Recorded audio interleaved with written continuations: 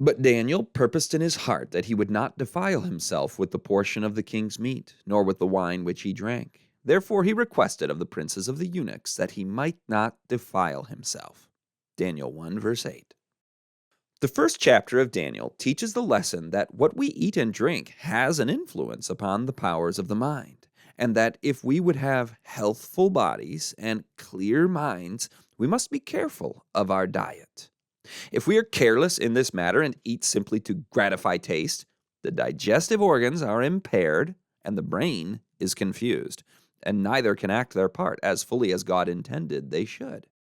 Daniel and his companions determined to banish from their diet everything that would defile, and a power from above worked in harmony with their efforts.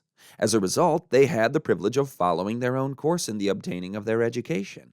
And the education they gained was better than that gained by any of the magicians, astrologers, or wise men in all the king's realm.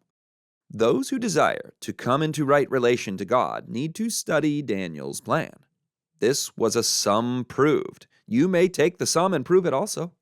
There are many who think that those who adopt health reforms suffer a loss of physical strength, but if these would test the matter for themselves, they would change their minds on this point. Daniel stood in a very responsible position in the kingdom of Babylon. There will always be those who occupy positions of lesser responsibility, but whatever our work, our example may be such that it will lead others into right paths. We need to humble ourselves before God and pray to Him and trust in Him. We cannot afford to miss any opportunity for perfecting a Christian character. Whatever experience may come to others, remember that you, in your lot and place, will be tested by God. There will be times when you will be placed in unfavorable positions, but at such times, plead with God, trust in Him, and walk in simple faith before the Lord.